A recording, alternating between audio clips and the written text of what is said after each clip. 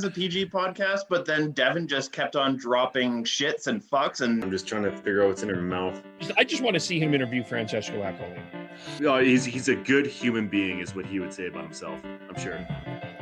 Who's hosting this thing? Take charge, Kevin, would you? Jesus. First time we ever met those guys. That was the major drunken pub argument. I think you guys are the worst. I'm gonna have to probably watch some Canucks hockey, unfortunately. Just making friends left, right, and center, and probably some enemies as well. Tell him to shut up. He needs to hear that every once in a while. Off to a good start. All right. We are live. It's okay to talk when it goes live. Well, hello, one and all. Happy almost American Thanksgiving, if that is something that you celebrate. If not, well, happy Monday.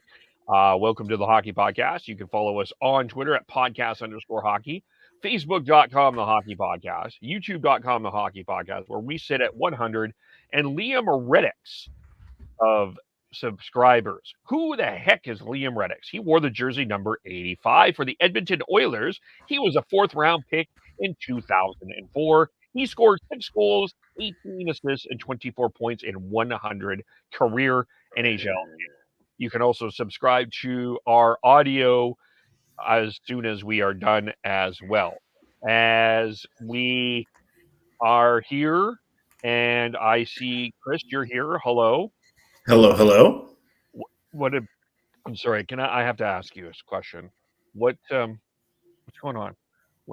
I see something. It's my best attempt at a Mo for Movember, and I know Sean and Devin, when he gets here, are going to rib me endlessly because it probably looks like it's taped onto my face, but it is real. I was watching a little bit of Raw. I think Riddle was trying to do that to impress Randy Orton. Are you trying to tribute? To me, it just looks like my screen is dirty, and I keep trying to rub it off, and it doesn't. Not gonna come off.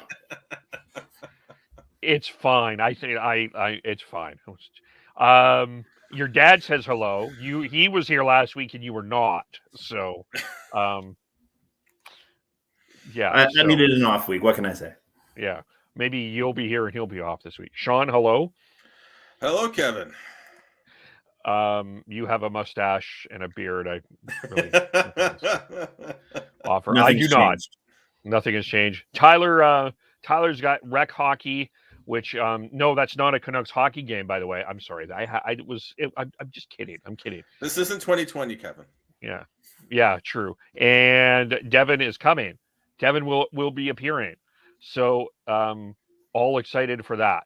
I wanted to, before we get into I think we're going to have a lot of we may be debating a lot today, but we got a few things to get into, but I did want to start with some WHL news from the Kelowna Rockets. And it's not like it's the biggest news of the day, but it is good news and kind of weird to watch a guy that I have called games for 17 games this year, and a couple of years called a few of his games, is going to make his WHL debut, or is hoping to make his WHL debut this weekend. The Kelowna Rockets drafted a kid by the name of Grady Lenton, who happens to be leading the BC U18 EHL in scoring with 23 points. And because Andrew Crystal and Caden Price are off to Ottawa for the Challenge Cup tournament, Capital Challenge tournament, Grady Lenton has been called up to the Kelowna Rockets, and it's an exciting time. So if you're a Rockets fan, watch him. And as they play back-to-back against Spokane, Wednesday in Spokane, and then home to Spokane and Prince George next week, schedule permitting, of course, with the weather. Hello, Devin! Not a bad run-in time. Yeah, I saw that we were delayed a little bit, and it definitely helped me out a little bit as well. But Chris? Yeah. Yes. If you're going to commit to it, get rid of the soul patch and the chin, please. This is all I can fucking grow, man. No. What I'm saying is that if you're gonna do Movember, do Movember. Okay, I have no problem with the bullshit stash. Hey, I need you started to fresh take it- here. Isn't that all that should matter? Is I started fresh above the lip? No. Get rid of the soul patch in the chin, man, and just commit to it and look like a dirty fucking hippie. Either that, or I want Chris to commit to this look for the next few months and see what happens. You know what should happen? We should here might be an idea, which will lead us to our topic. Maybe Chris grows this until Benning or Green is fired. Oh, I'm actually not opposed to that. You ready for next July there, Chris? Can you imagine? Yeah. I guess this is a matter of it's a battle of patience between me and Frankie Aquilini. Hey, tweet him. He'll message you back, I'm sure. He's active. This is He is active. It's right up there. Not with as the a lady, he solitary- isn't. The Mike Gillis solidarity goatee. Oh yeah, the neck beard. I forgot about that. Gross. Anyway, we'll start with the Canucks, and this is how everything is going in Canucks land. We are talking more about Chris's mustache than actual Canucks talking points. And I think we should, because they suck. Well, here, Oh, sorry. I'm just gonna say, Chris's mustache is better than the Canucks record. Which is saying something. Can't disagree with that. Fucking bad. Oh. It feels a bit like watching Canucks. It feels a bit like we are waiting for this anvil to drop. It still feels like the players are waiting for something to happen. And I enjoy watching hockey, please don't get me wrong, but it's hard to watch the Canucks and be entertained by the Canucks at this particular point in time. Yeah, like what we said off air with Sean, like he was saying that he hate watches. I will have it on the TV, but I'm not actively paying attention to what is on the TV. That is how tuned out I am at this point. Last game was if last game was a game when the Canucks were playing average or better than average, and you watch it, it was a game that you got kind of goalied. But when all your other 90% of your other games are crap, it's so frustrating.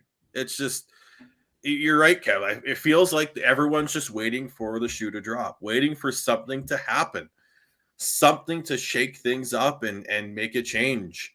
And for whatever reason, it's not happening. Right now, it feels like we're Wile E. Coyote with our remote to say drop, the big red button. We're hitting it multiple times, and the anvil's just sitting there in the sky as Roadrunner's starting to run off. Yeah, to the button reference, Staples has a button where it's a red button that says Staples on it. You press it and said, hey, that was easy. That's what should happen. Someone buy that for Benning. Or Fire. Frankie, for Benning. Fire somebody. Frankie. Yes. Fire somebody. Do something. You're beating your head against the goddamn wall right now and hoping that it's going to be better. It's not. That's the definition of insanity. Yeah, it feels, it's not a good environment right now.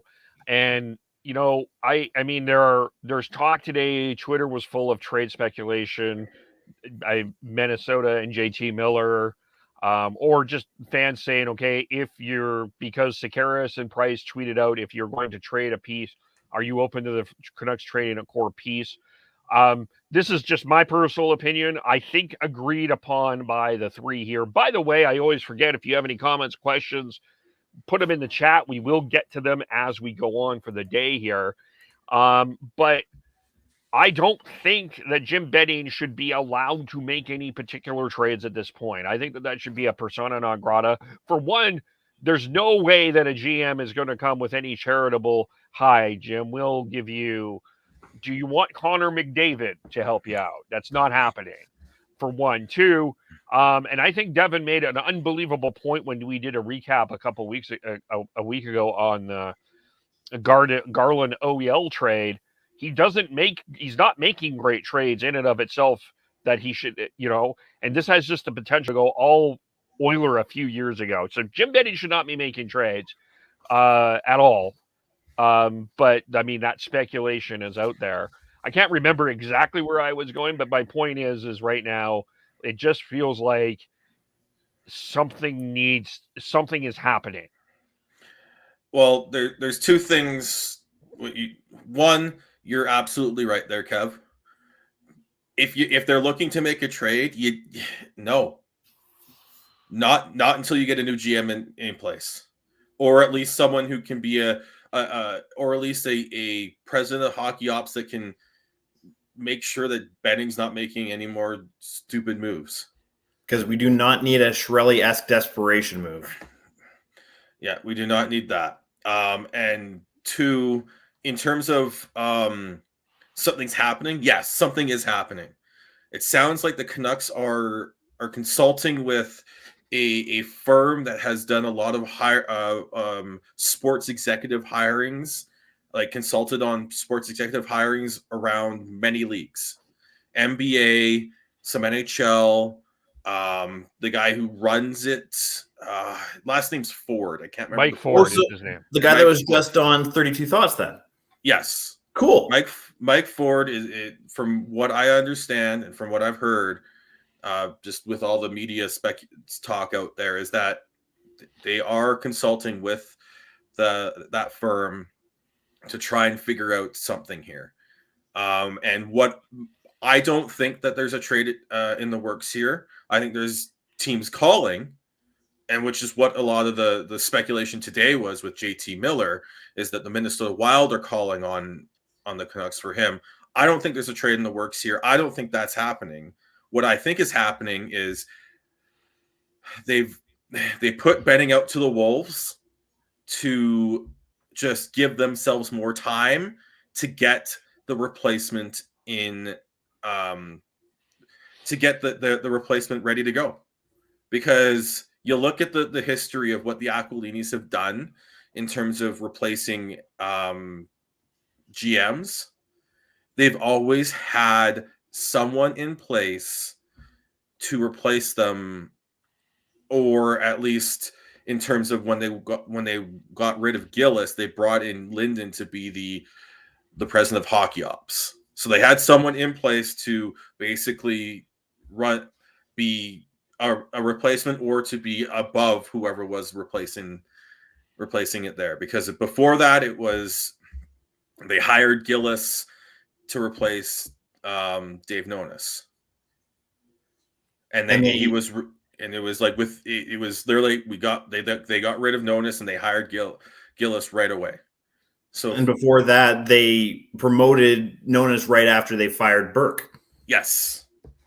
So and with everything that's gone on and all how sort of toxic the media environment is, and the social media environment is with the fans, there's no in-house replacement that I think would be considered a good move. So they know acceptable to the fan base, acceptable to the fan base and to the media. They know they need to find someone else, because you fire Benning and replace him with Weisbrod. That's lighting a torch for everyone else, for the mob to go after them for. That's throwing kerosene on a fire instead of water. Yeah. So I look at everything that's gone on, and I honestly think that they are working on finding that replacement. The other issue is that which is also why they haven't moved on Green, is because if they move on Green, who's replacing him? And if they move on Green now, and then they don't, and then they replace Benning as GM, like, what's that new GM going to do with that coach? Well, you're going interim. You're probably going interim anyway. I mean, realistically, the name Stan Smeal came up, and I think that people would understand as an interim, and that would be okay. I guess the question comes down to here: are you punting the season, or are you trying to make a run for the playoffs? The run to the playoffs is so tough now. They have to have a couple 10-game stretches where they're 8-2, 9-1 to even have a chance. It's a pipe dream, but I'm just because I have to, like, I'm holding on to some invisible string of hope to pull me along at this point because there's nothing else to. Like, you have to have something. Right now, the Canucks are 13 points out of first place in the Pacific right now, and 9 points out of a for sure playoff spot in the Pacific. That's a big hole to be coming out of.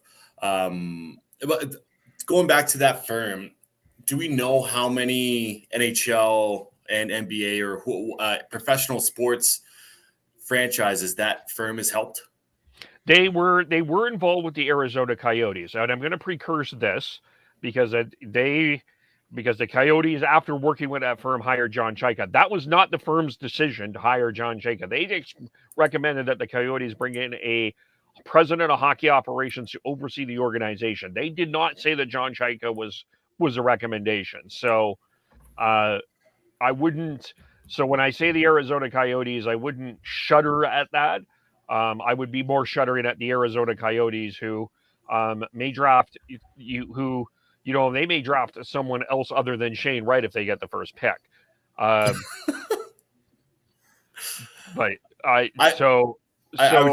they worked with Jersey and they've worked with Washington as well. Yes, they also that's right, and they did recommend Tom Fitzgerald in that situation. Well, that's some okay. That's a decent track record then overall. As long as it's not Doug Ford or Henry Ford instead of Mike Ford making that decision and making sure that he makes a good suggestion, I guess, for a. No, it's a British Ford, not a Canadian Ford. We're good. Oh, okay, all right. Because it's a Ford with an E. So it could have been Dwayne Ford would have been a good Canadian pickup there, Chris. Come on. But I mean, going back to I double back to that conversation. But going back to the coaches conversation, I'm with Sean. The shoe has to drop before for the GM spot before the new coach comes in. If they do fire Green, then yes, there's going to be an interim head coach. And I realistically, how fair is that for that interim head coach to move on unless they have a handshake agreement?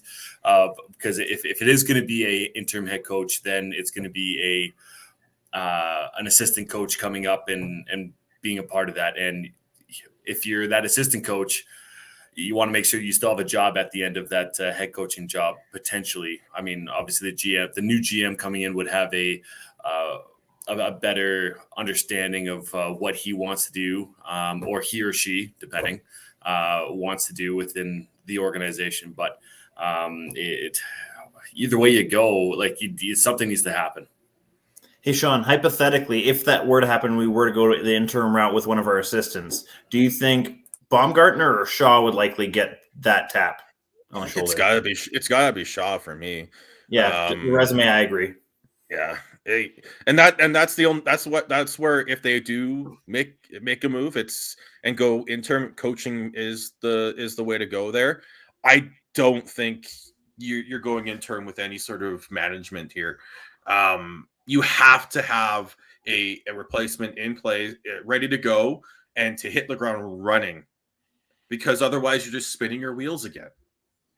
And this in this with this fan base and the Vancouver market, after 8 years of what you could say is, legitimately say is spinning your wheels for 8 years, we don't want that anymore. We want a plan, and we want a clear plan that is communicated well. That wouldn't that be a breath of fresh air? That we can get behind. If that's a rebuild, fine, whatever. Like as long as we know what to expect, I think this fan base would fully embrace a full Retool. on. Yeah. No, I will say that a full on rebuild at this point. You build around. You've got Petey and Hughes are still 21 years old, 21 years old, and are their early 20s, and you've got Podkolzin, Höglander, Demko's still in his mid 20s, and for a goaltender that's still very young. There's pieces that you can build around, and if you go full Rangers and trade away as many of the sort of players that you think aren't going to be around for when that young core is looking to compete, then you're going to be able to get a lot of good assets. But the only twist is that Pettersson contract. If Pettersson was signed longer term, you could definitely do that.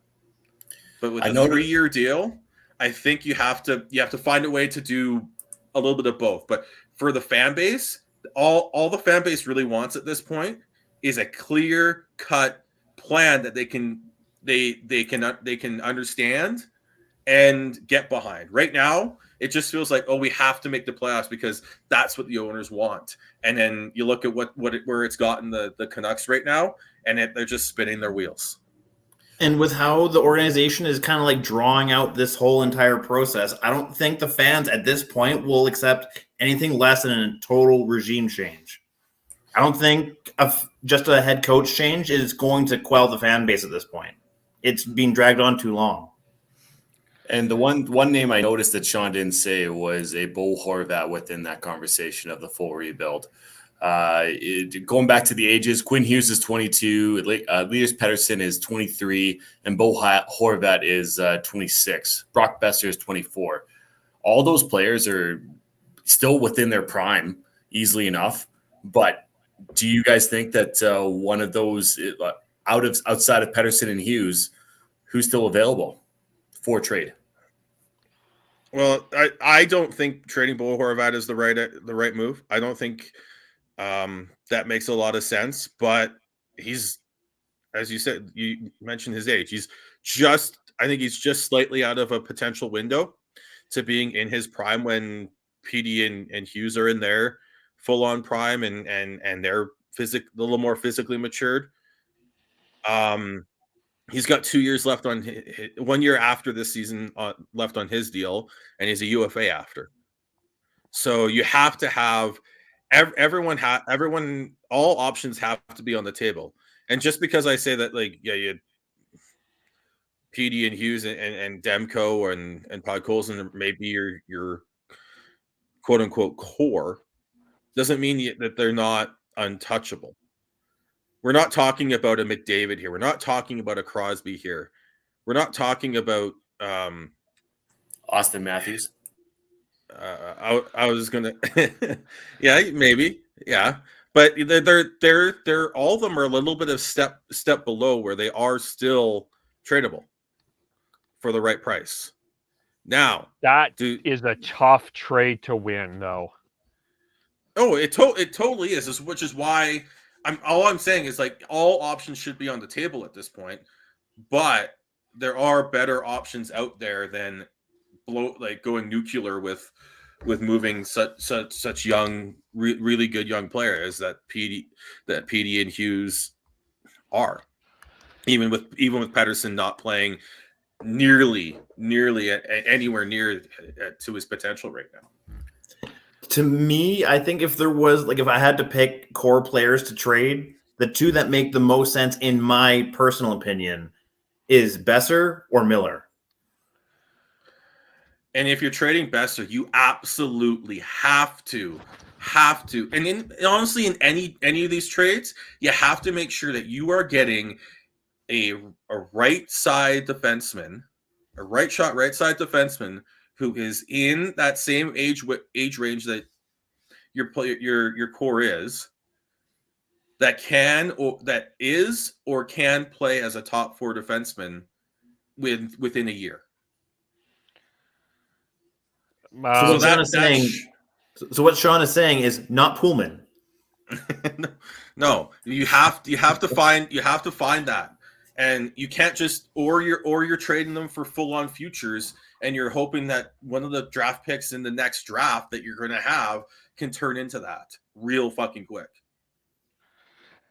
One of the things that I think that everybody is talking about how deep next year's draft is, it's not super deep defense-wise. It's deep forward-wise. You've got Matthew Savoy, you've got Shane Wright, you've got Brad Lambert, you got Danilia Urov, Joakim Kemmel is up there, Ivan with a far too long of a name. I'm going to try. Muroshenko. I did okay. There's not super awesome. I mean, there is defensemen in this draft, but there's not like last year where you had a Luke Hughes, a Brant Clark, Owen Power. It was defense heavy. That's not the case necessarily next year unless someone is pumping up, right? So that creates a bit of an interesting challenge there. Now, I'm not saying that you should ignore forward. If a high talented forward is there, of course you should pick that up. But the Canucks are not high. It's not a place of heaven right now for defense prospects in Canucks land, and that would be a nice thing now. And you're right, Sean. It's tough to find that top right-hand shot defenseman, but I do think Brock Besser can give you some value of probably giving you a first-round pick in next year's draft. Probably he will. If you're trading him at this point, you're going to get at least that. But I guess this is where the debate happens is right now at this point as we approach here. And Elliot Friedman had an interesting stat, by the way. As of November 1st, teams that were before November 1st, teams that were 4 points or out of the playoff position the last 20 years, 9 of 59 teams have been able to make the playoffs. So the chances are slim. So even if you're making that inspirational run, it's going to be tough. Like, that's why I think it's a decision, even when you're looking at Brock Besser, what's the target here? Is the target getting a current top 4 right shot defenseman? Is it getting a guy like a friend of the show, Stephen Roger, pointed out, a Braden Schneider out of the New York Rangers? Or is it getting a draft pick that could get you that defenseman in next year's draft? It's got to be. Sorry, Sean, I'm going to jump in. It's got to be a team that's contending, that wants to win now, that has a good prospect pool on the right-hand side as a defenseman in order for them to really get value for Brock Besser. I don't doubt that Brock Besser will give you value. Okay, you're going to get a first-round pick. Where's that first-round pick in the first round going to be? Or where is that going to be kind of, within 5 to 7 picks? That's a hard tightrope walk that you have to walk there, just because of I believe it was I think it was Ottawa, or Buffalo. I think it was Buffalo was waiting on a first round pick for, I can't remember the player, but then one of those teams that Kevin mentioned, St. Louis Blues, went on a fucking heater and they won the Stanley Cup that year, as they were dead last in late January, early February. So you're making a gamble on that, but hey, you got to make a move here, and you got to make sure that move is correct, and not getting an OEL who's going to be on your books for $7+ million a year for the next 6 years. Right. So you have to make sure it's calculated, but you have to make sure that it's going to be a move that makes sense for the franchise moving forward. I just want to say I'm perfectly okay with picking up Braden Schneider. Of course you would be. he was on my radar for that draft. I thought he'd be a good pick. But yeah, I'm not biased at all. Not at all. That's the whole thing, is why Benning cannot make that move, because Benning's going to make that move to try and save his job, to try and make the playoffs this year. Which again, I honestly think that everything that is coming out to me sounds like it's there's a move coming. It's not going to be a trade, and it's going to be significant management change first, and then they move, and then they decide on the coaches.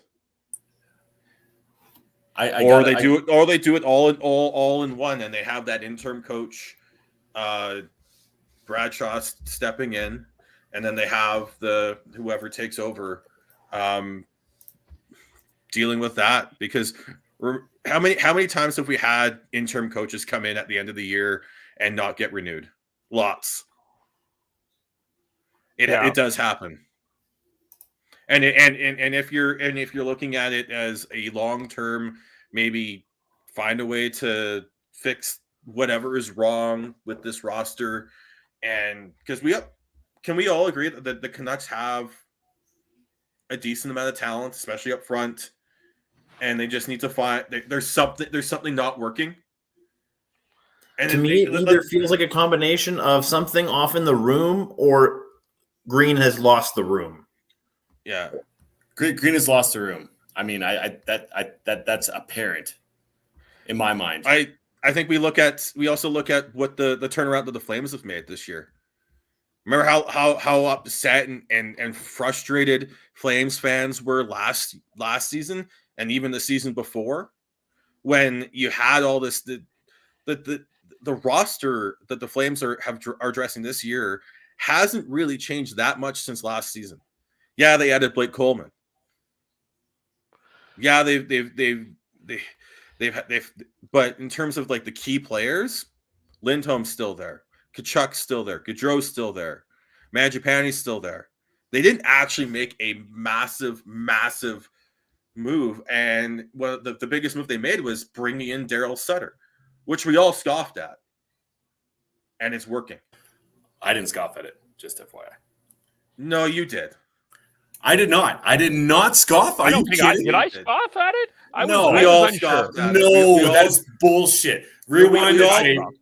Rewind the tape. I will find it. We all said that it was that he's too old, and the game's passed him by. There was qualifiers saying that maybe he's learned, but for the most, not the general feel was that wasn't a good hire. I would agree that we basically all felt like it was the Flames trying to relive the past. Mm-hmm. The one thing that the Flames have done, though, that I think is, I mean, I'll have to look back and rehash a history here, but I do think the one thing that did happen is, and this was very clear, what Brad Treliving did bring in, and whether you like this or not, he brought in Daryl Sutter type of players. He brought in a Brad Richardson, which at 974 years old is a Daryl Sutter type of player. They kept Milan. But how much? But how much is Brad Richardson actually helping this team? The reason the Flames are winning is because the star players have bought in. The Johnny Gaudreaus, the Matthew Tkachuks. I'm going somewhere with all of this. Is there from the top down? There was a synergy, and I don't think they had this with Jeff Ward. I don't think that Brad Treliving had this with Bill Peters. I don't think he was able to do this with any other coach that he brought in of the 932 that he brought in. But him and Daryl Sutter got on the same page and said, these are the type of players I want. And you're right. I'm not saying that Brad Richardson is the impact player, but this whole organization together has bought in. They are, like, whether you like it or not, they are playing as a team and as a unit. The Canucks are all over the place, from top to bottom. That is one huge difference. I just want to say that I was cautiously optimistic about Daryl Sutter coming in. I knew that he would be able to get the best out of Johnny Gaudreau, because Johnny Gaudreau literally said that he works best under a high-pressure coach who is highly critical of him. So, rewind the tape and prove me wrong if that's what you want to do. That's fine. I'll have to find it. If I want to get back to the Canucks before we go on to the Flames, though. I just wanted to bring that in of what one of the differences are. Yeah, my biggest criticism and biggest worry for the Canucks organization is Francesco Aquilini. That is the fact that he has had Jim Benning under his thumb, and Jim Benning's been a yes man the entire time that he's been there. Which is, hey, if you want to keep your job, that's being a yes man is definitely one of the characteristics you want to have within being a part of the Canucks organization. While Aquilini is the owner of that team, that's how you make it 8 years while being mediocre at best. Exactly, and I'm very interested to see, okay, how is this firm going to navigate the Aquilini being like, okay, this is who you should hire? Are the Aquilinis going to be receptive to that? And are they going to be like, okay, yeah, what we're doing right now is not working. Us being hands-on is not working. Let's get some professionals in here that know what the fuck's going on. Do we know how hands-on the Aquilinis have been? Or is this just pure, utter speculation that from a frustrated fan base? And I get it. This is just a question. I don't know. And I think there's a lot of frustration. There's a lot of finger pointing that's going on right now. And it's been going on for a while. Saying that the owner wants to make the playoffs is every owner wants to make the playoffs, but the way I look at it is, are they actually telling Jim Benning who to sign, who to go after? Because if they are, yeah, that's a major red flag and concern. But if they're just saying, I want you to put a roster together that can make the playoffs, I don't think that's necessarily a horrible thing. But if you're handcuffing your GM with in ways where they're saying, if they actually are handcuffing the GM with autonomy, then that's an issue. I don't know. That's where I'm at. I don't know how involved the Aquilinis actually are or have been throughout this whole process, other than saying that they want to make the playoffs. I feel like there's too much smoke to not say that there's fire there. I'm going to agree with Devin and also add the fact that, like, it's probably more speculation than proven fact. But that being said, one of the clear pieces of evidence in my mind, when we had Linden as president, he left because he didn't want to be that middleman between Francesco and Benning, because they clearly were on two different pages back then. So, like, to me, it's been a thing of history where the Aquilinis have shown that they're okay with maybe not like full on meddling, but they definitely have their finger in the pie, or whatever the expression is. A lot of these owners have their fingers in what's going on. Yes, Kev. Okay, so there's two things that bring me to concern with Aquilini about, and I don't know if he's meddling or not. I think I can see both sides of that argument, but I'm going to go back to an incident that happened last year with the whole COVID situation and all that happened with that mess and that situation there. It just, I am wondering, maybe because the way that was handled from a management situation seemed, if I was a player, I have to admit I'm scratching my head how that all was handled from that perspective. It felt weird, and I'm not sure if that's Benning. I'm not sure if that was Aquilini. It's a bit of a head scratcher. My biggest concern with Aquilini overall, though, is I am getting more and more concerned that he wants the Vancouver Canucks to be the center of attention. He wants the Vancouver Canucks to be the subject of Elliot Friedman's and Jeff Merrick's 32 thoughts on Saturday. He wants the Vancouver Canucks to be the national conversation. And that instead of actually winning, he is looking for notoriety, and that is so dangerous. But I am seeing a lot of that sort of red flags, and that's been happening. Where are you seeing those red flags? Because I'm not seeing them. Okay, when he came and get the vote of confidence last year during the season was on a hockey night on Saturday before the Canucks were playing. It was interesting that that's on a Saturday where everybody's eyes were paying attention on. That wasn't on a weekday. That was on a Saturday. The times of his tweeting, the amount of information that seems to be out of this Canucks organization overall. And yes, it's media. There is a number of media members digging, but you can look at other organizations, and I would argue one of the bigger markets out east, Toronto, you are not seeing this type of information coming out of what of is inside. that okay? But with that, there, Kev, a vote of confidence, you need as many eyeballs on as possible. I don't think that's an issue. B, with that the leaky all the leaks and all that, is that Aquilini or is that just Benning? Well, then that's the other part of the problem then, is that in some ways there's a lack of leadership from the top saying either like, can we just bring Calgary back into the example? When the name Matthew Tkachuk came out as a potential trade target in a Jack Eichel, the Flames were pissed. They were livid. And it just feels like in Canucks land, if these core players that you're building a team around, there's nobody on this ownership or nobody in management saying, hey, media, shut the fuck up. Seriously, we're trying to win some hockey games. My point ultimately is I don't think management and ownership has done remotely enough to back the players in any way, shape, or form. And if I'm a player looking out and as a potential RFA, UFA, or need to go into an organization, there is some serious red flags within how the structure of this organization right now is being run that would give me great hesitation.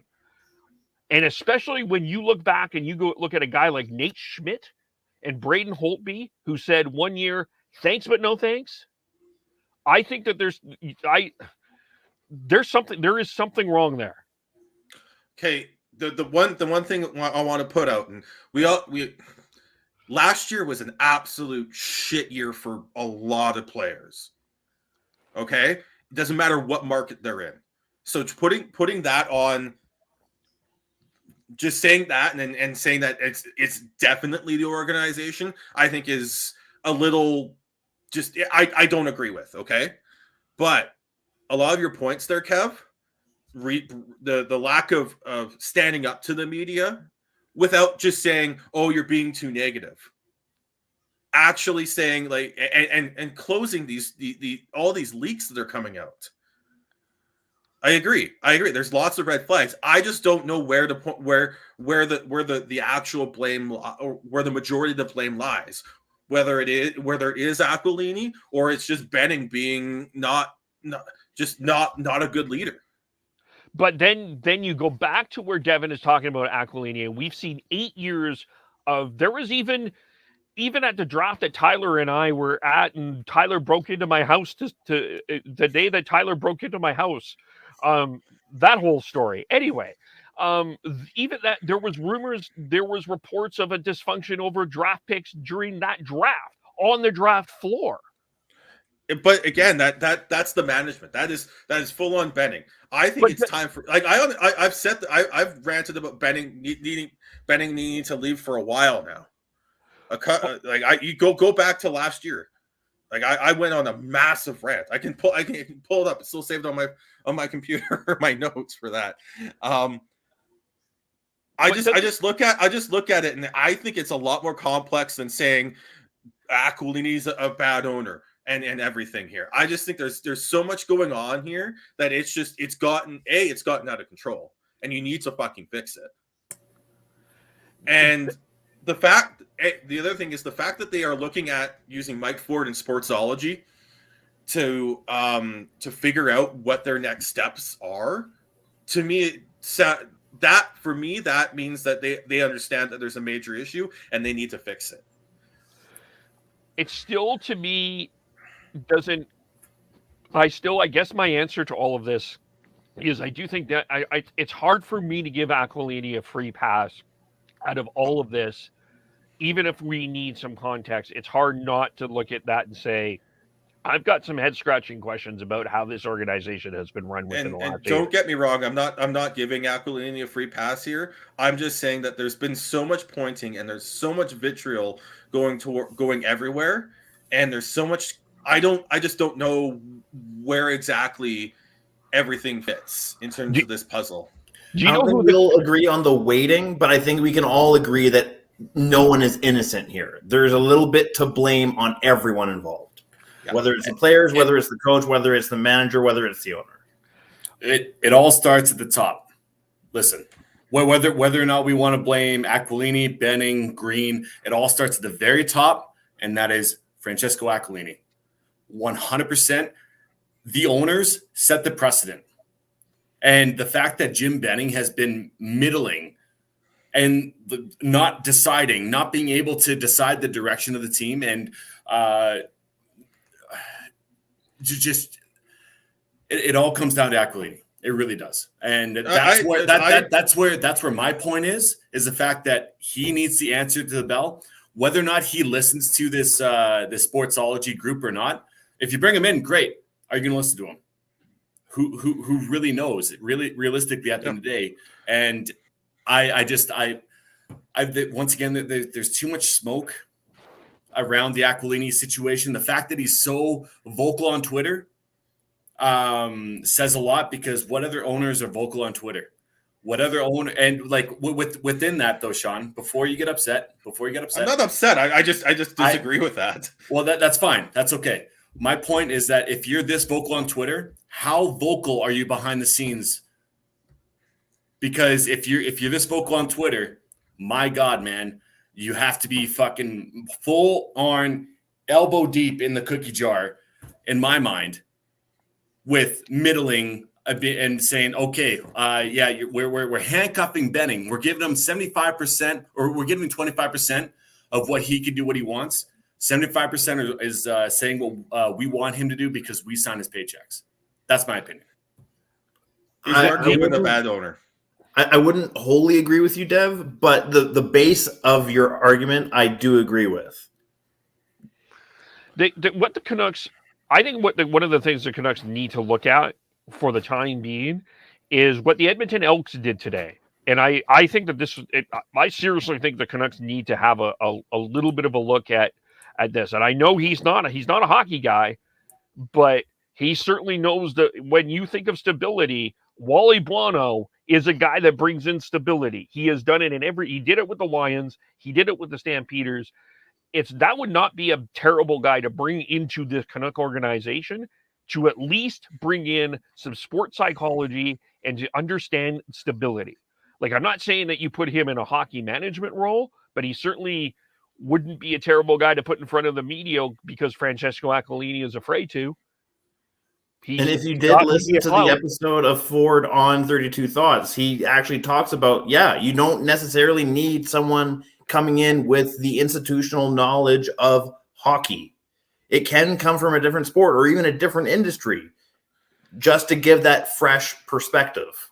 The big thing about Mike Ford's philosophy is that it's about hiring a team. It's about having good leadership at the top and hiring a team. You don't have to have if your president of hockey ops doesn't necessarily need to have hockey experience, as long as everyone underneath him does in their specific roles. The leadership in what the Canucks are going through from the top down is absolute bullshit. My argument here right now is that there's so much going on, and with Benning bumbling around the way he has in the media and how many leaks there are and everything, I just don't know how much blame needs to be put on the owners, put on Benning, put on the players, put on the coaches. There's blame to go around everywhere right now. I just get really frustrated watching the just this amount of vitriol, and I'm trying so hard to try and look at this rationally and look at the gray, the different shades of gray that are a part of this. And yes, there's times when Aquilini's put his foot in his mouth. There's times when Benning's put his foot in his mouth. There's times when both of them have not led this team the way that they need to be led. And it's literally time for a change. It really is. It's time for a change in philosophy. It's a time for a change in leadership. It's time for the Canucks franchise to just go in a different direction. Dave, you said that Benning has been middling and hasn't had a specific direction for this team. In this offseason, he had a direction. It just didn't work. It flat out failed. And then because of that, he needs and everything else that's gone on, he needs to go. It's time for a new voice, a new leader to take this Canucks franchise in a different direction to a point where the fans can get behind. I think we all agree there. Yeah, for sure. Yeah. I'll leave it there. Yeah, I mean, it's going to be interesting this week. They're on the road. There are some winnable games. It may change the traction of where the fan base is at this point. So we'll see how they come off on this road trip. But the issues will still linger. And that's, I don't know what else to say on this Canuck management situation other than that. I'm looking at the horse, and he's resting very well in peace. And we're still whipping him. And we're still whipping him. Yeah. Well, I think we can all agree that the longer this goes on, the worse it gets. Yeah. I agree. And one of the things that, going back to what Mike Ford said, one of the best he said is buy time so you can make the right decision. Don't just jump in and say, well, everyone's angry, we have to fire the GM and make the move. And I agree. I think with this move, whatever big move comes next for the Canucks, it has to be a win. It cannot be a move for the sake of a move. It cannot be firing Jim Benning and then having Stan Smeel as your interim. I'm sorry, that doesn't work. I'm a big Stan Smeel fan. I think he's great in a sort of secondary or tertiary role in hockey ops, but you have to make sure that this next move is a win with the fans and the media, because if you don't, you lose them and that apathy grows. Wouldn't that buy you more time though? Hiring an intern? Because this year's a loss. Realistically, this year's a loss. And as long as you have an interim until the trade deadline, in my mind, that we talk about deadlines, right? Deadlines all the time of being like, okay, for RFAs, it's got to be at the beginning of training camp. If it's past training camp and you don't have a contract in place, then we're seeing this with Elias Pettersson, and to a certain extent as well, Brady Tkachuk. He's not playing the way that he can, for sure. Quinn Hughes as well. And then another deadline is, Elliot Friedman's deadline is U.S. Thanksgiving, right? No, it isn't. It's November 1st, actually. November 1st. Yeah. That's fair. Either way. And then you have a trade deadline. As far as I'm concerned, as long as you can buy time, whatever it is, give people an understanding like, okay, this is the direction we're going. We fired Jim Benning. We fired Travis Green. And we know, everybody should know at this point that it is a downturn, that this is a rebuild or whatever direction you're going. And then if you give them a right amount of time to get a new GM in place, then they can make the right moves. before the trade deadline. Give them time to, okay, well, we're going to find a new head coach. And that doesn't have to happen until, I don't know, let's say July, August, before main camp starts. I just see that the fact, in my mind, if you let this go on longer, the more upset your fan base is, the more vitriol and criticism you get from the media. That's my thought process, anyways. Tying it back to Ford, though, if memory serves, he did mention in that podcast that it's about, I think he said 18 days on average for typically when they go to do a executive replacement of that level. So maybe what the Canucks are doing right now is trying to buy that 2.5 week window, so that way they can kind of get their pieces in place. So that way when they finally do go, okay, buy Benning, buy Green, they have the replacements there ready to go. So I agree with you saying that the longer this goes on, the more pissed the fan base gets. Absolutely. But I think what they may be trying to do, if what Ford said on that podcast is what he's trying to tell the Canucks to do now, they're probably trying to buy that 2-ish week window right now. All right. Well, we'll keep an eye on that as we go forward. Let's jump to the Flames here. As Daryl Sutter is only impressed with W's, by the way.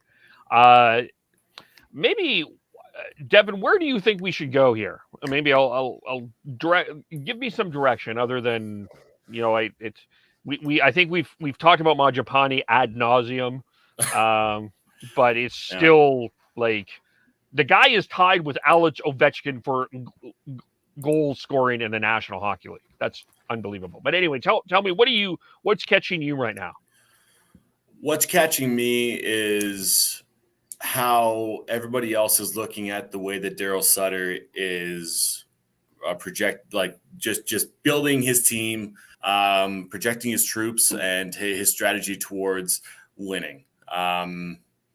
I believe it's Pierre LeBrun or Eric Duhatschek that had a piece on at The Athletic this morning that came out, and it was about this past road trip. It was 12 days of grueling hotels, and they still were able to come out on top realistically. Yeah, you got some, quote unquote loser points, as I'm sure some Flames haters might be thinking right now, is that some of their points did come on a overtime loss. But the reality is points are points at this point, at this time of year. And anytime that you can get those, it's a massive win. So I think that whether or not I was critical of Daryl Sutter at the time of the hire and questioning whether or not he is the right coach to push this team over the edge, it's obviously showing up right now. Having Mangiapane playing as well as he has, having Oliver Shillington come out of fucking nowhere, playing in the top 4 minutes is amazing. As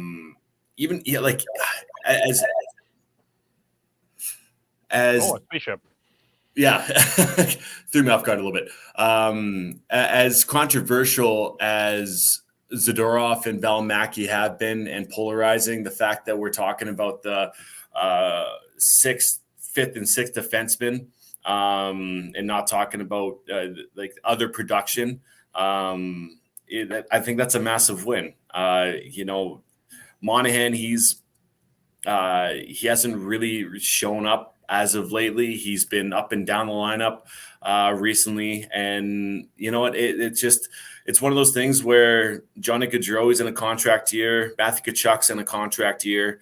All of those, everything is kind of just molding into a kind of a perfect storm.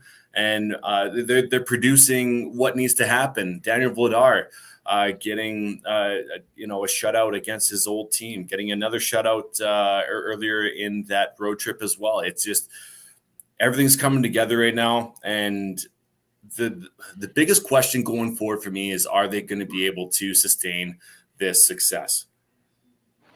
Well, a fun little stat for you: How many goals are the Calgary Flames behind the Edmonton Oilers this year? Goals? Yes. Goals for? Yes. A shit ton. 3.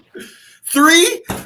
The Edmonton Oilers have 66 goals, which is second in the league. The Calgary Flames have 63. That blows my mind. And are fourth in the league. Let's just put it this way. The Flames will not keep up this pace throughout this whole season, but they've put so many points in the bank. They've got a decent amount of lead that even when they fall off a little bit, they're still going to be good. Can we clip that just in case it goes in Sean's face, because that'd be amazing. They have an historic defensive output, right? Like stopping of pucks right now. We're talking about a team that has put up as many more shutouts in the first 19 games than any other team in the forward pass era of hockey. That's the number is 7, by the way. 5 for Markstrom, 2 for Vladar. Yeah, 7 in 19 games. Like it's like you don't see that. That's what I'm saying. It's not, and it's not a knock on the Flames. They are playing fantastic. They are playing, as we talked about it. They have the key word, buy-in. They have buy-in from top to bottom, from Gaudreau to Trevor Tyler Lewis. Pitlick. Like they've got that buy-in. Like as a Canucks fan, it pisses me the fuck off. Like it is what it is. They're playing fantastic, and you have to give them credit. They are not going to keep up this pace, but they're still a good team. We were talking about those, or Kevin was talking about those depth players that Daryl Sutter type players that Tree Living has brought in. One underrated player that has played out fucking standing is Trevor Lewis. I don't think I've seen him on the wrong end of a puck, of a shift this entire year. It is unbelievable how well he has played. Wouldn't say he's been unbelievable, but I think he's done what has been needed to be done. As a fourth line player, making $800,000 a year. Oh, it's found money. It 100% is. 100% is. When your fourth line players aren't liabilities, it's nice. Also, it helps the fact that he knows Daryl quite well from their years in LA together. Like we're talking about the guy who is fourth worst in sort of shot share on the Flames, and you're talking him in glowing, like that says a lot. Yeah, and I mean, to me also, I mean, Brad Richardson hasn't. I mean, he's done his job. It's hard. It's been hard to really criticize the Flames. I mean, Gabranson, he's been fine. Zadorov, I mean, he's polarizing with Flames Twitter because I think Flames fans want to see more Valimaki, and that's a whole debate in and of itself. But I do think, like, realistically, Devin, the Flames are not going to be at this pace. And I put out the poll, and I think maybe we'll go into this. Are we concluding that the Battle of Alberta is the first place? How am I wording this? Make sure my brain is with my mouth. Okay, we're together. Is the Pacific Division going to come down to the Battle of Alberta? In other words, are the Flames and Oilers going to be battling for first place in the Pacific Division? As of right now, yes. Like Calgary has 2 games on the Edmonton Oilers. They have Calgary has 1 point up. They have 27 points. Edmonton has 26. We thought that Vegas would be up there right now. They are 4 points back at Edmonton, 5 points back at Calgary. And we thought I thought that Vancouver would be better than they are, and they obviously aren't. So you have Anaheim, who Dylan Johnson is a massive fan of, with Troy Terry being on talk about a ridiculous fucking trend here. Troy Terry has he gotten a game without a point? This will be the first one tonight. Will be his first one that he did not get a point. There you go. It's absolutely insane. Talk about trends that are will be broken, and I'm not saying that the Flames are going to go on this fucking tear, because obviously their away record right now is 9-2-2. Their home record is 2-1-3. They just got to do better at home, and like it's absolutely insane. So going back to the original question, I believe as of right now, they will be battling for the number one spot in the Pacific unless Vegas goes on a tear, because otherwise I don't see Anaheim sustaining this clip. And if they do, goddamn, good on them. But if we're looking at history's not kind to Anaheim right now as far as where they finished in the past. I don't even know. Let's say 5-6 years. The way I look at it is Vegas is your realistic option that could throw a wrench into the Battle of Alberta being the battle for the Pacific Division, but they're battling injuries. They're still missing William Karlsson. We don't know how healthy Mark Stone is. We don't know how healthy Max Pacioretty is, even though they're playing. They don't have Shea Theodore. They don't have Alec Martinez. And they don't have their top line center in Jack Eichel until late in the season. March, April. Yeah. So at the earliest, right? So I look at that and I honestly think it is going to be Calgary, Edmonton for the battle for the division. Chris? I mean, I don't disagree. I think like the California teams have definitely been a surprise as far as whether they actually can push for top of the Pacific. I think might be pushing it. But I would suggest don't count out Vegas if they can get back to even close to healthy. But yeah, as of right now, like Dev said, it's hard to argue against that. It will come down to the Battle of Alberta. By the way, the Flames have not won a game against the Western Conference this year. They're, I think, 0-2-3, I think, which is all of their wins have been against the Eastern Conference. So that's fascinating.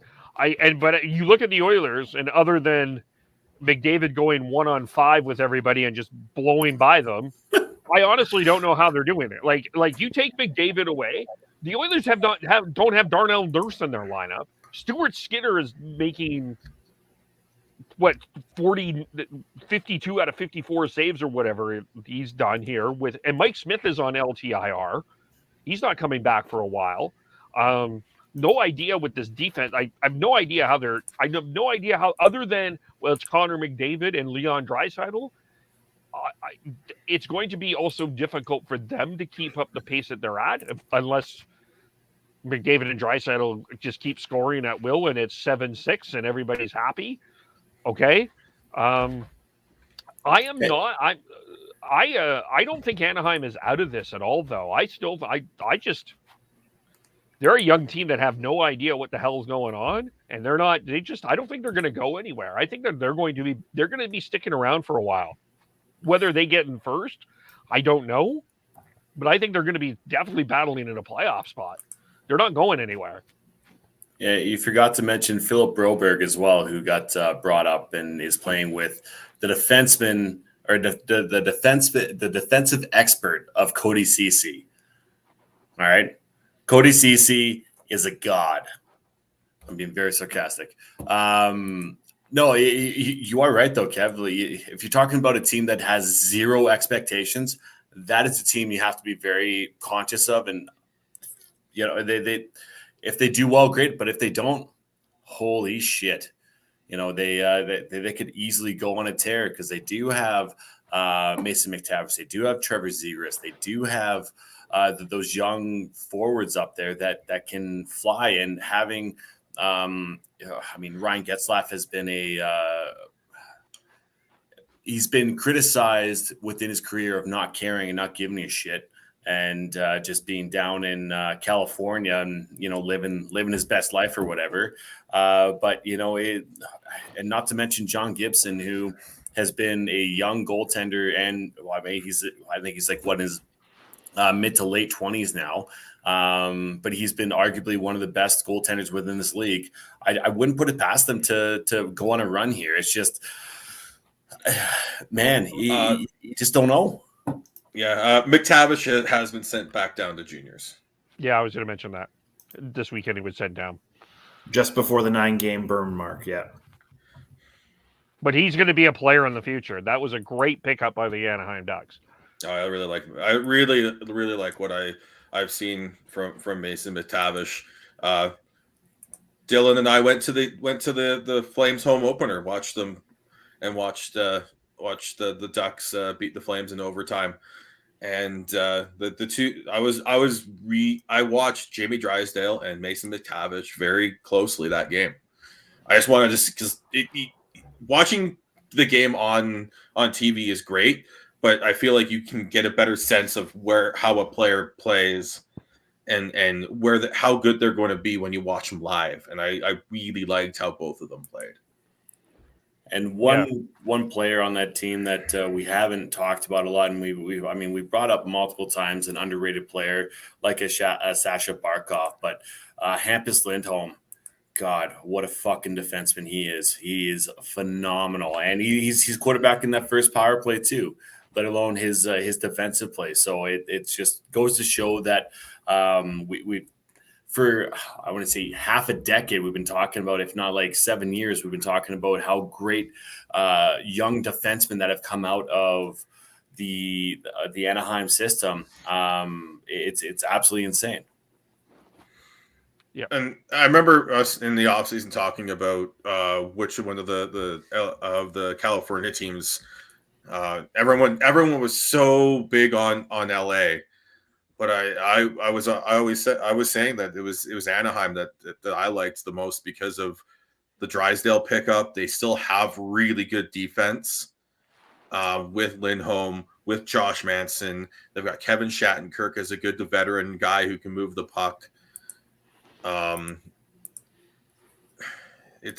like what they have.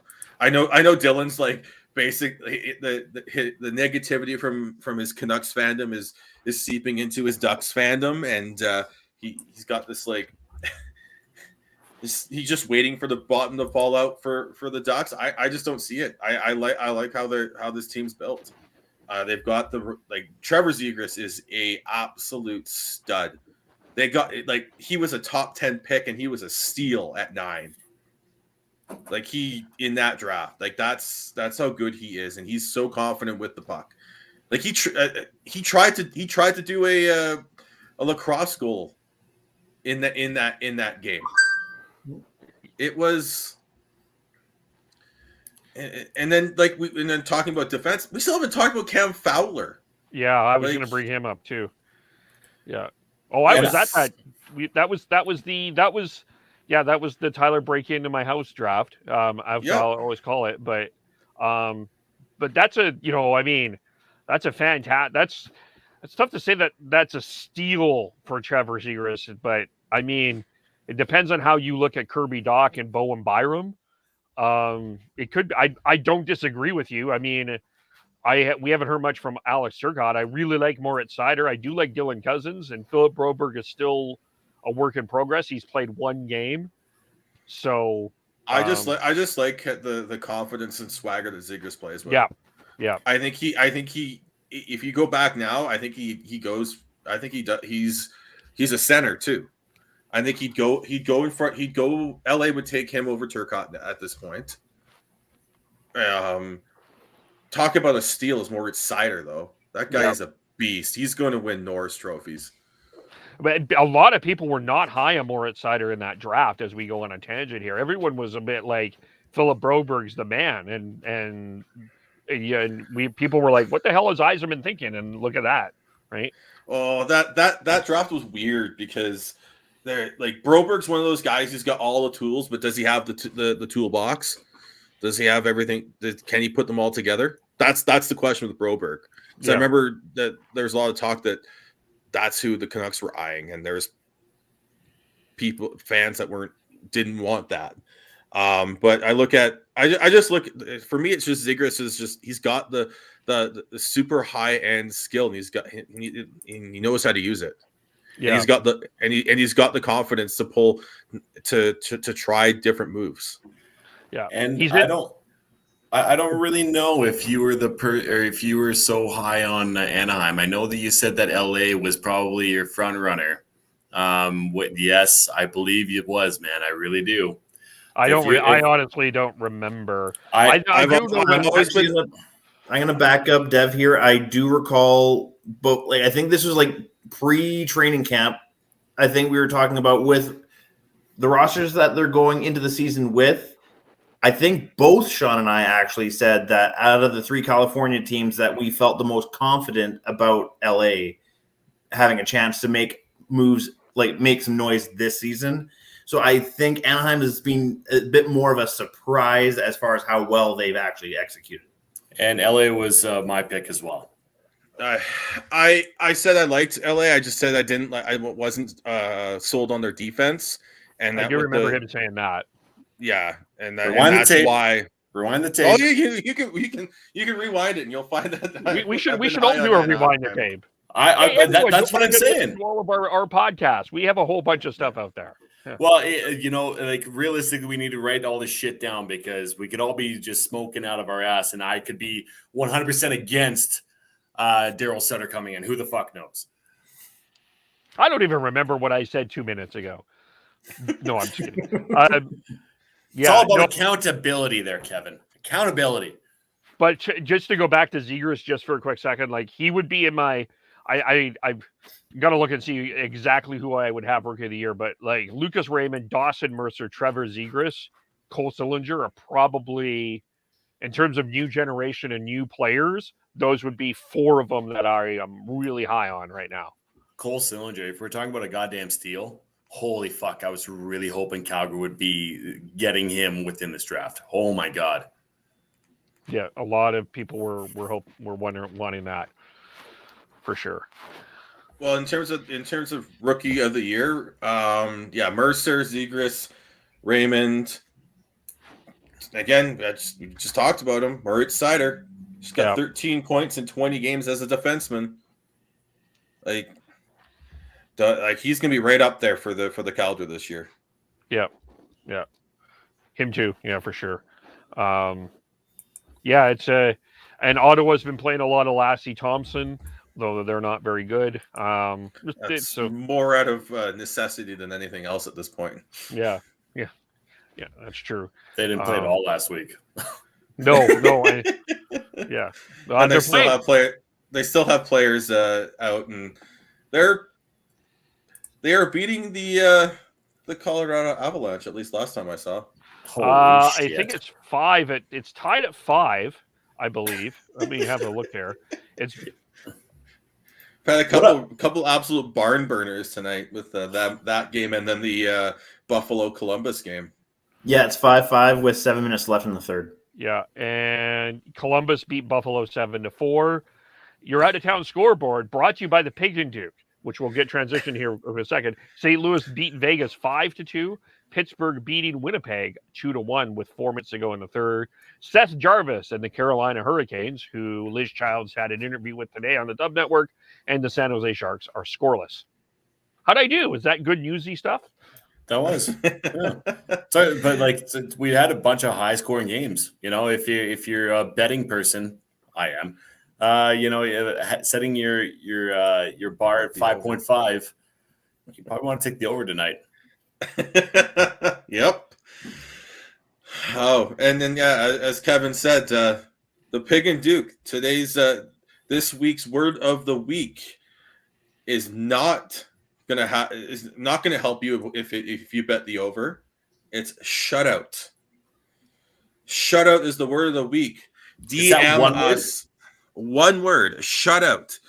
DM us that at podcast_hockey on Twitter for a chance to win. We were giving away 2 tickets to the April 23rd game between Vancouver and Calgary. We don't know what Team Vancouver will look like at that point. We know that Calgary is most likely going to be ramping up for the playoffs at that point. But you'll be able to go to the game with Chris, Devin, and I, and we will be yelling and screaming and arguing about hockey in person with you if you can win those tickets. So, as I said, retweet any of our pod clips, any of our episodes, any of our game recaps to get 1 entry, and then DM us at podcast_hockey to get 3 entries into this with the word of the week. And this week's word of the week is shut out. I will be wearing this jersey right behind me, 100%. Or maybe I'll be the lost fan in that game, and I'll be wearing this jersey. Who knows? We're both like that one Canucks Ducks fan. Phenomenal. So good. Yeah, so just to transition, let's actually, we haven't had a chance to talk about the Leafs, and I know we're probably crushing time here. But we're going to talk. Let's talk about, because they've been on a bit of a roll. They did get shut out against Pittsburgh on Saturday, but in the John Tavares returns to the island, we don't need you game, the Islanders got shut out. Man, that's a team. That is a team that is that is a shock. What's happening on the island is a shock. But the Leafs, after everyone wanted to trade Mitch Marner and everyone else, and John Hot Take Hockey wanted to scratch the entire lineup at one point and fire everybody. The Leafs have seemed to have stabilized, and everything seems to be okay. And a hero has arisen. The wall has come up. The wall is coming down, Devin. The wall is coming down. Yeah, I'm very impressed with it, and Sean can eat his words saying that Mitch Marner is a plug.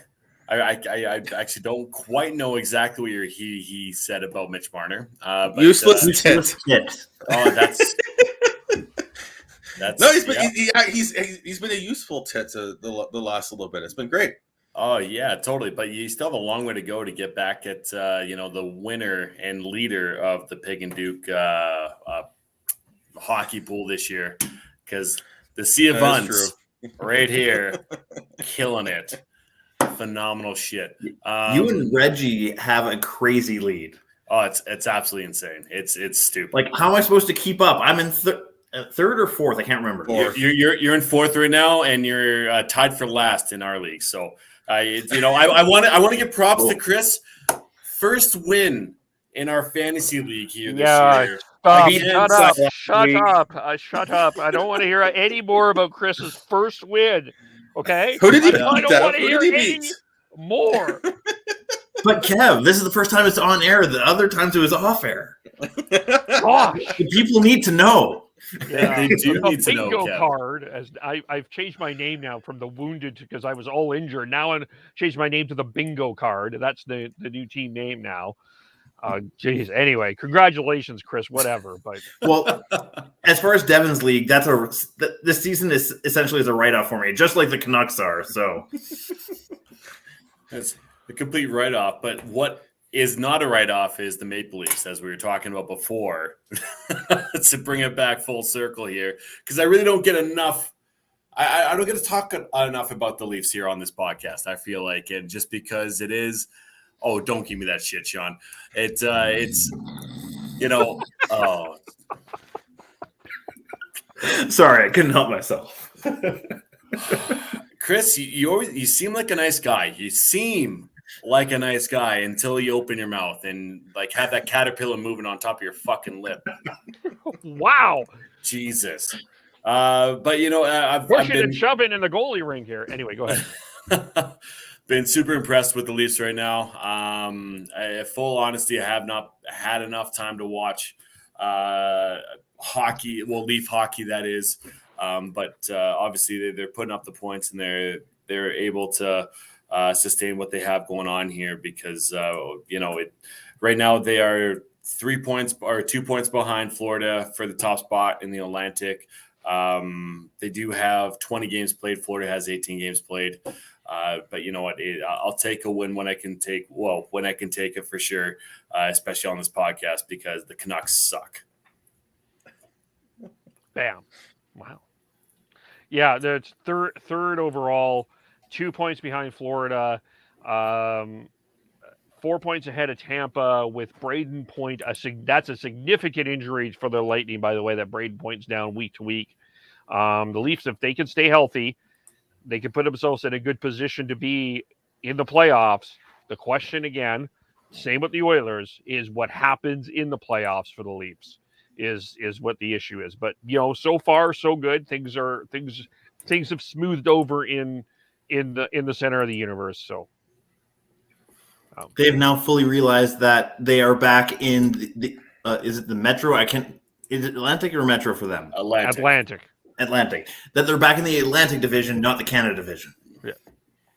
And you know what? Like, I don't know what's going on with Boston. Yes, they only played 15 games in comparison to pretty much everyone else in that division. But Boston, they got to figure something out here because the juggernaut that they once were isn't quite where they were a year ago, if not 2 years ago. In my Yahoo pool, I actually dropped Olmark to pick up Gibson. So that tells you how things are going. I think that they have relied so much on that perfection line on Bergeron, Marchand, and Pasternak, and their depth has worn thin. It's wearing thin in Boston. That second line is terrible. It is unbelievably terrible. That's an organization that has turned really stale. Like they've stayed, and that's an interesting question. Is when does stability become staleness? And I think Boston has hit that point right now. They looked last night watching them against the Flames. They just look stale. So what you're saying is we need to get that Torts clip from his time with the Canucks. This core is stale. I mean, they still have a point percentage of 600, which isn't horrible. Yeah, they've only played 15 games. I think that's part of it. Yes, they're a point behind Detroit for fourth in the division, but Detroit's played 20 games as well. Like their underlying stats are still decent. They just haven't gotten the results. But the underlying stats say that they should be. So I don't think it's as stale as it can come across. And then in that division, like as long and with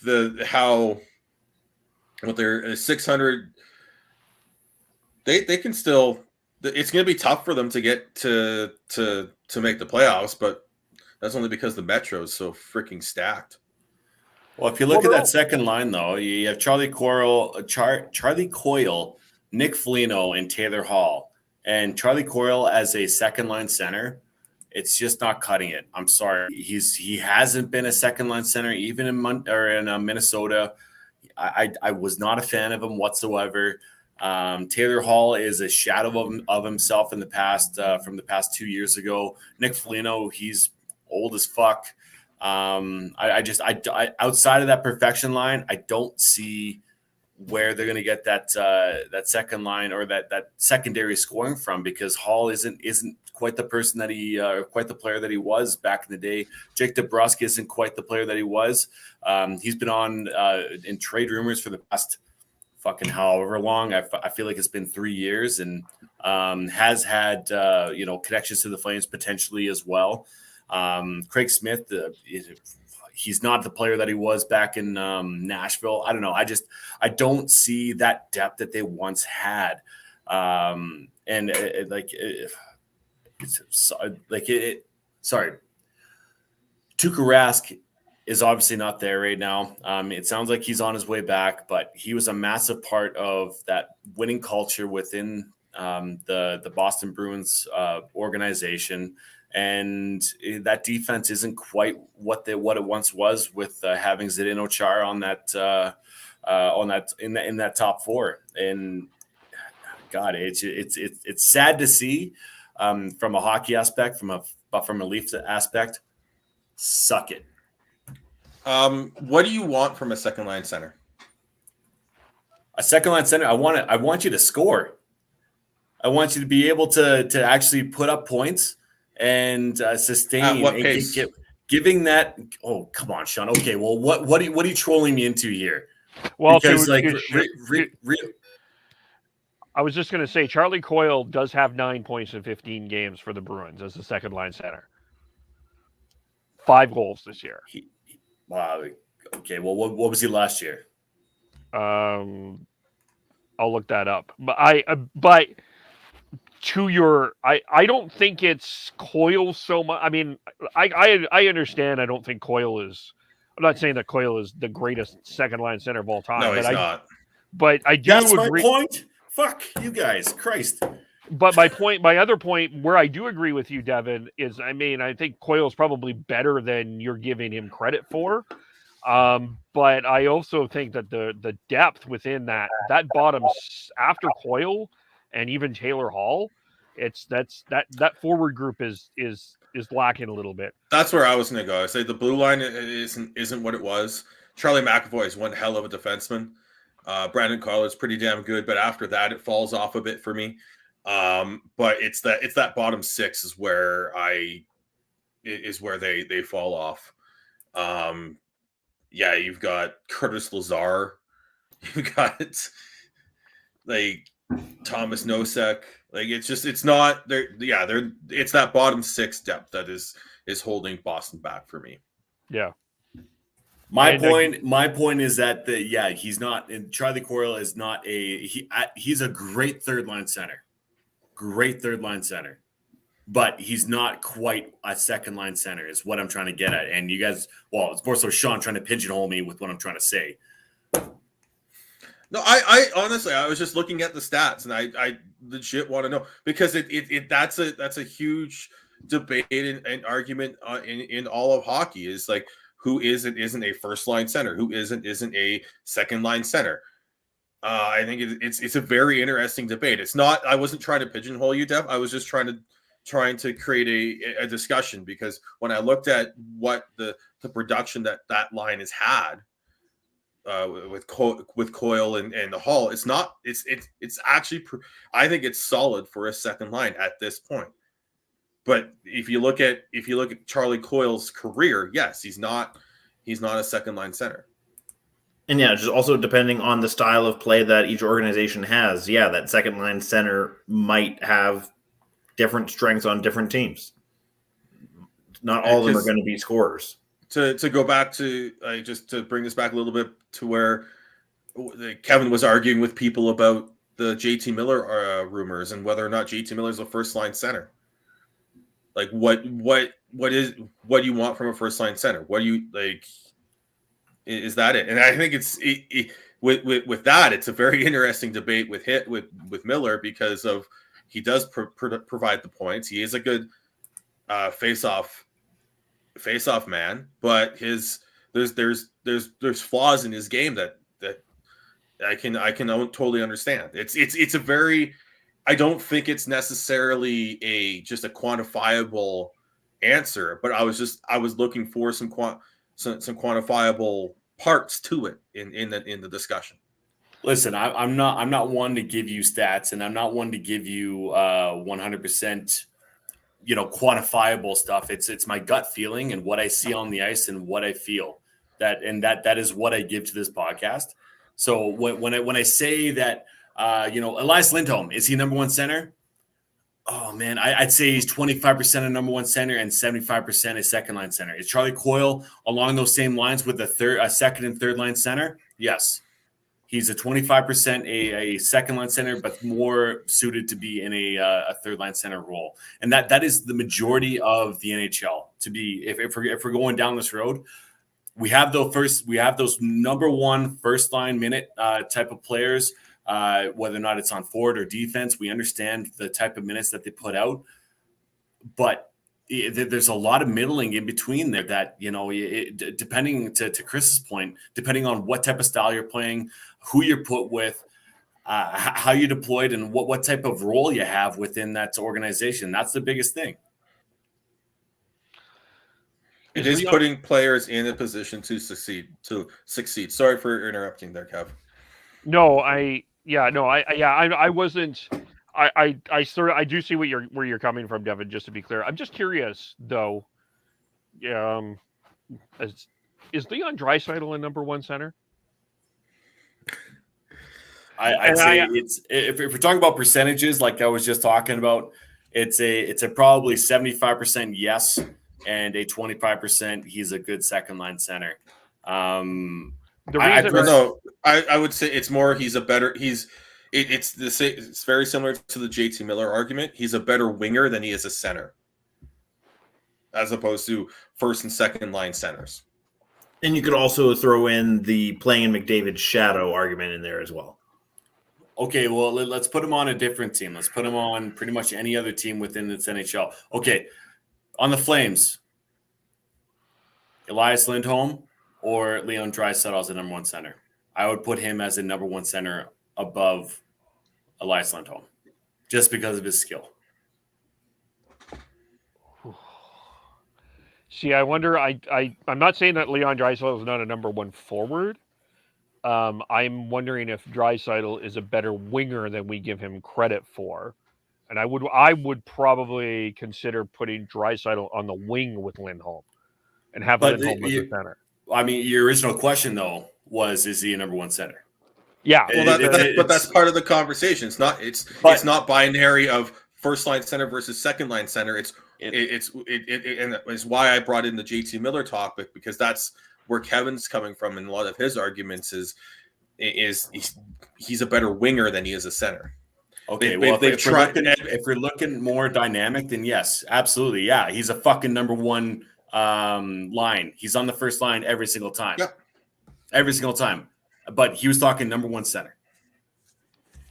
Yeah, I know that question may have sounded ridiculous for some people, but he's playing mostly, like, whenever Dave Tippett's in trouble, it's McDavid and Draisaitl is on the wing. So that's why that's where I'm coming from too.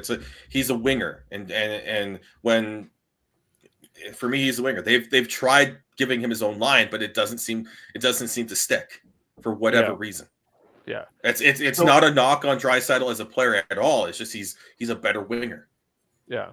So if Pettersson and Lindholm were on the same line, who would you have as a centerman? Lindholm. Yeah, I would too.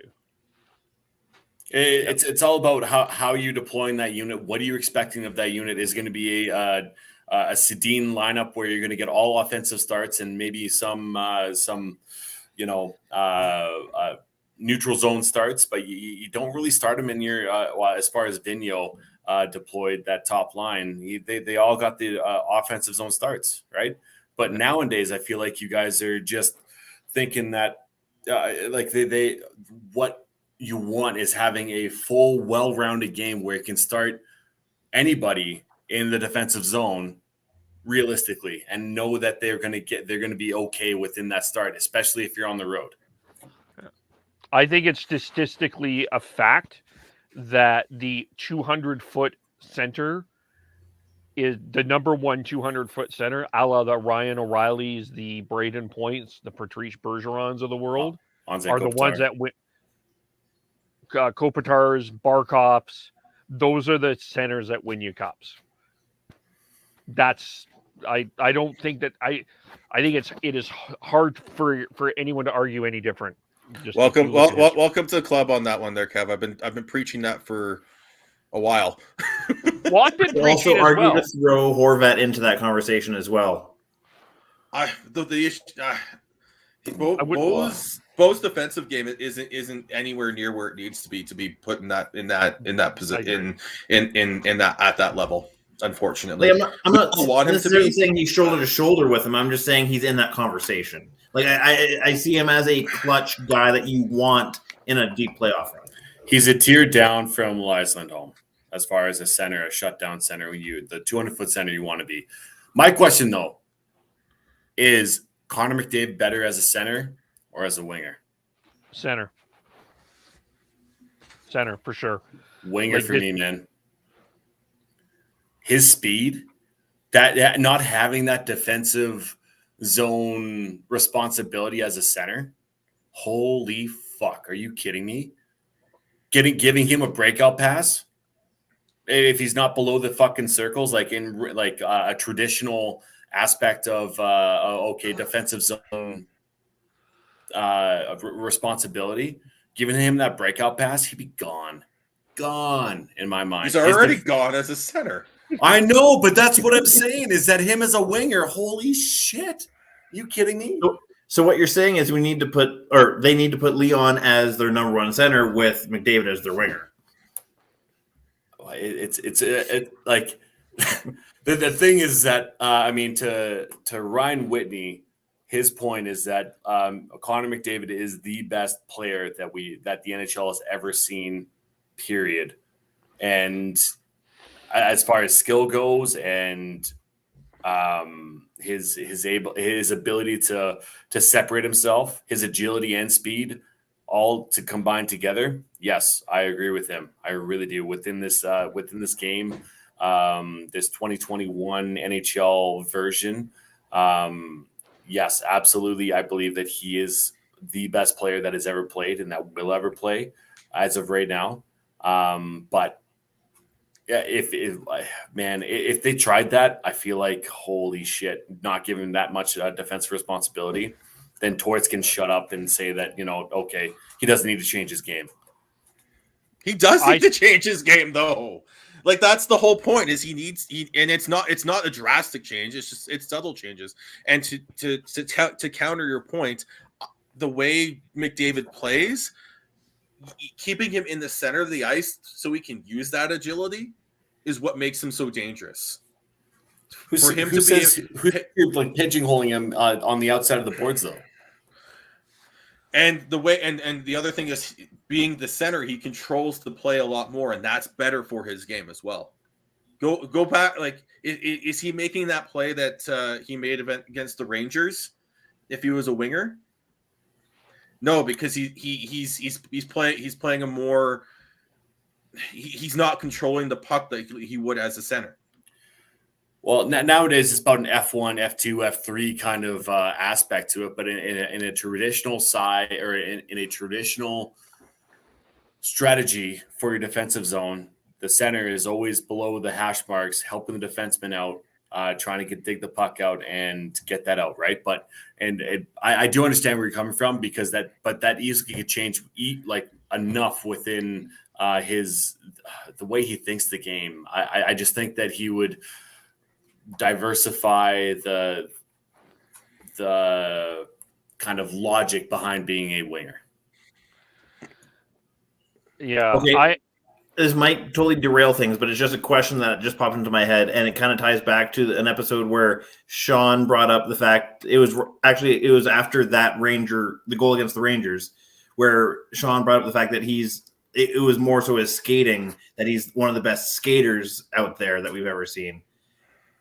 Yeah, that's on that episode. My question for you, Devin, is you put Bure at his peak and McDavid right now side by side with their silky smooth hands and their speed. Like, is it definitive or is it an argument on who's better? I want to say McDavid does have a step or half a step ahead of Bure. And that might just be my bias because this is what we're watching right now. And where Bure was at in his prime wasn't quite where the NHL is at. And you could make the same argument with Korea as well. Maybe not so much with the foot speed, but with the skill that Paul Korea had And Dylan, you can get a massive hard on from this because like I'm going to be just praising Korea because I feel like Korea in this day and age would just thrive. So it's I like. And okay, well, as well as okay, where's the technology within skates, right?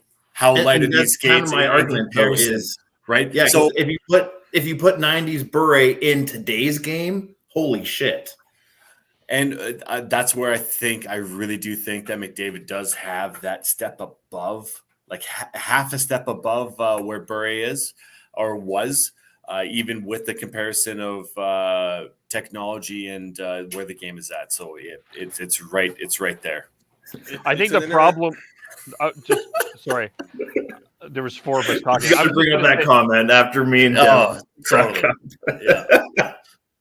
I was just going to say the disadvantage in this conversation for Burry is we don't have the analytics to see Burry's speed and how he thinks the game at a certain rate.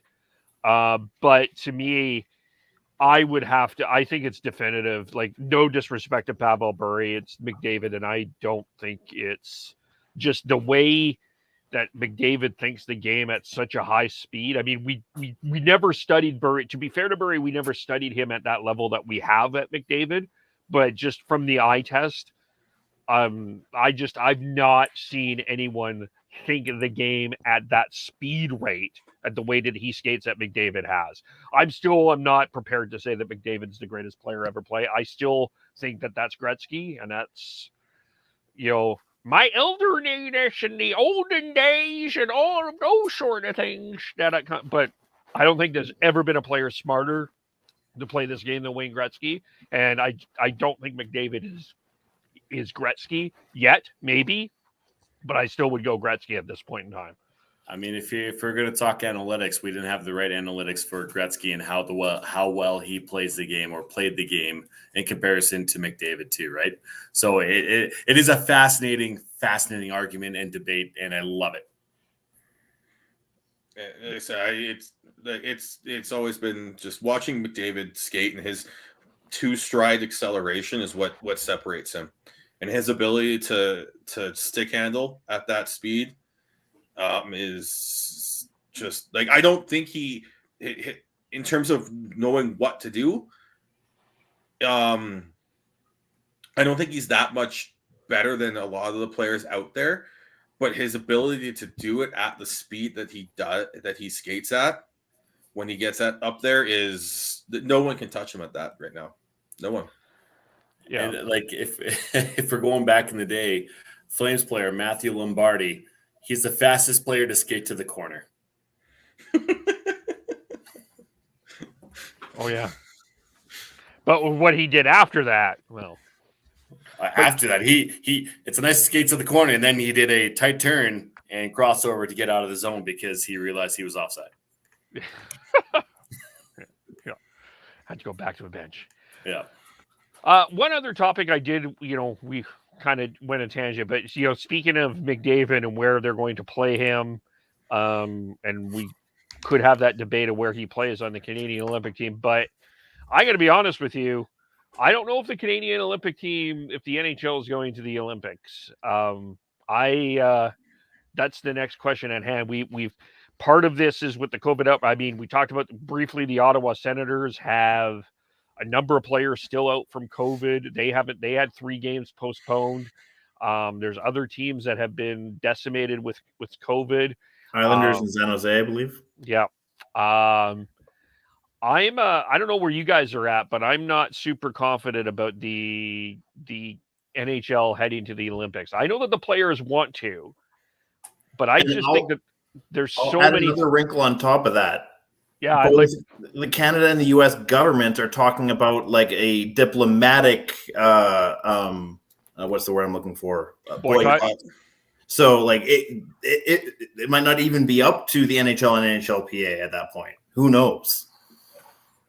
As far as I know, is that the deadline is coming up, where as far as the IOC for the Olympics, they need to have a decision made, or the NHL needs to make a decision pretty soon here, whether or not they're going or not. And I believe it's at the beginning of December. I don't know the exact date, but I mean, yes, the government can easily boycott all of that. But as far as the IOC goes, then and the agreement that they made with the NHL, it is very soon. I don't have the fact to back it up, but I do recall reading it's early January, not in December. That makes sense to me. I think it is early January for them to be able to make that decision. Right now, they postponed 2 Senators games. 3. Is that There was 3. It was all last week. All the games last week were postponed. I'm seeing 2. Okay. Maybe you're right. I It thought it was 3. announced as 3. I will back up, Kev, that it was initially announced that they were postponing 3. If they ended up only physically postponing 2, that's possible, but they did initially announce it as 3. Yeah, I'm just looking at the Senators' schedule. They postponed the game on the 18th versus Nashville and the game on the 20th versus the Rangers, according to their schedule. So there might be one more I'm missing, but based off of the schedule, it's 2. But even if it's 2 or 3, I think they're gonna at this point they're gonna find a way to go. If there's any other outbreaks that cause postponements of games, that's when I think we could see it. Yeah, but in the meantime, I feel like the PA willpower is overpowering everything else at this point. Yeah, and I was just thinking is there going to be a player wanting to make a political statement saying, you know what, I'm not going to go, and I just don't think that I don't think that that's going to happen. But maybe in a different sport, I don't think it's going to happen in hockey. Yeah, I could see a LeBron making that decision if it was a Summer Olympics, but I don't know if a hockey player will do that. But I don't know. I think it's certainly interesting. I think that's something that I'm keeping an eye on. I was thinking today when I was doing the news pack, I was like, Braden Point's out week to week, and that could affect the Olympics. And I'm like, in my head, we may not be going. The NHL may not be going to the Olympics. It's still up in the air. I think we're looking at 65-35 for going at this point. But it all comes down to whether or not any more games have to be rescheduled because of another potential COVID outbreak. But at this point, from what has happened in the current season, there is no reason why they wouldn't go. And the break will be from February 3rd to February 22nd. So I want to say it's December, just so that I did some quick research. A 1 month doesn't seem like it is a long enough time for them to really make it a decision, especially February 3rd and January, beginning of January. I don't know. That's my gut feeling, but I could be completely wrong. I feel like December would be a prominent time for them to decide. I didn't read it anywhere. I'm pretty sure I think it might have been an older 32 Thoughts episode that I heard that on. So I'll do some research and I'll try and find it, but I think it was actually spoken about, not written about. So it might be hard to find. Don't at me, Chris. Don't do it. I'm trying to find it too. I found something here. The games begin February 9th. The participant will submit their long list October 15 opt-outs at any time. But in addition, the NHL, the NHLPA have the right to terminate the participation agreement prior to the players leaving for the games. This provides an opportunity to assess the health and safety situation over the next several months.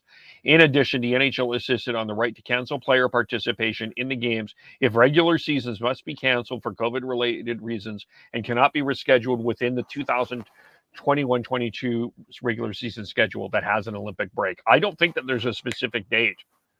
I don't think there's a hard deadline date that's written anywhere. That's why I'm saying this is going to be hard to prove, if you will. Yeah. Okay, I've got from ABC News, the deadline for opt-out is believed to be in early January. That's crazy. Sources told ESPN. That's crazy. I will eat crow there, Chris. As long as once you shave that mustache, you eat that mustache. All right. The other thing that's crazy about that is that they're still going to do the All-Star game in Vegas, and then they're going to throw everyone onto a couple planes and fly them out to Beijing. Yeah. Well, at least they're all centralized. After they fucking party. Sorry, I have no shoes on. Was Yuri Hoodler. Either that or they all get COVID in Vegas. 100%. We all know what's happening down south of the border here from Canada, and it like COVID does not exist in the majority of those states. Nope. At least in their brains, yeah. Yeah.